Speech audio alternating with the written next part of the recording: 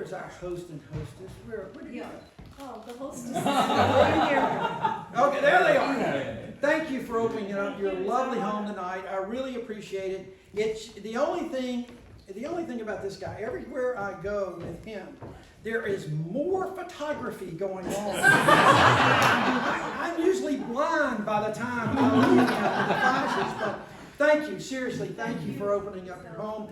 This, and for you coming out on what could have been a pretty ugly day and night, but it's an exciting time. It's an exciting time for me.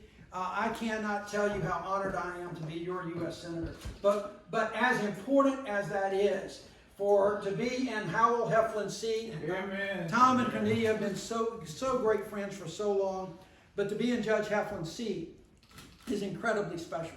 When I was running for this office, my opponents in the Democratic primary, y'all may remember, we had, some of you know Will Boyd, who's from up this way. Will ran. There were 6 or 7 or 8. It seemed like 4 dozen of them running because they were everywhere, and they were great folks. But they were also a little bit new to the politics, and so they would always introduce themselves as, "I am candidate so and so. I'm running for the seat vacated by Jeff Sessions." And I just love that line because I came right up behind them and said, "Well, I'm Doug Jones. I'm running for the seat vacated by Howell Heflin. It's been vacant ever since."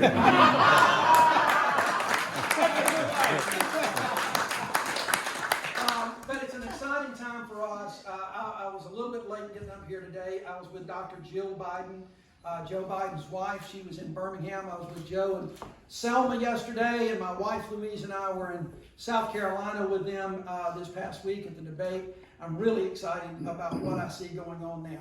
I was not so excited about 10 days ago or even a week ago, but with everything going on right now, I am really excited about where things go because I think it helps me. I think it helps Democrats up and down the ballot if Joe Biden can be our nominee. I'm biased because I've been friends with him about as long as I have you, and I just think he would be a great president. But this race in Alabama is about Alabama. It's not about a national ticket. It's really about Alabama. And I see many of you have got our buttons. Notice on those buttons that it doesn't say Doug Jones. It says One Alabama. Because that's exactly what we have been trying to do since before I got elected. When I ran, we didn't have that slogan, but those of you that supported me in 2017 and those of you who've been working for know that's who I am. That's who we are. That's who the campaign's been about. And it's been about my United States Senate office, about One Alabama. Not just the folks that got me elected, but everybody else in the state, from one end of the state to the other. And we're going to continue that. And we do that, and we're not ashamed of that. If you look and see what's going on in the other race right now, and it's going to be interesting to see tomorrow night who ends up the top 2. There'll be a runoff for sure.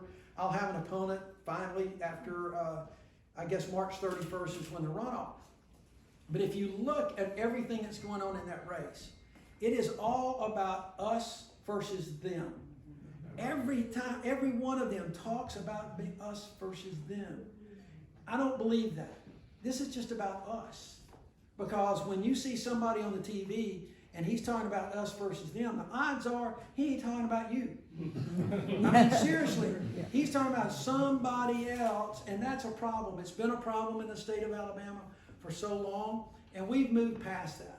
And so we've been doing the kind of things, I believe, that really benefit all Alabamians. And we've been doing it for workforce development up here in Huntsville, whether it's Toyota and Mazda, working all the things that I've been working on with from my spot on the Armed Services Committee. We've been doing things on the Health Committee. We had another role.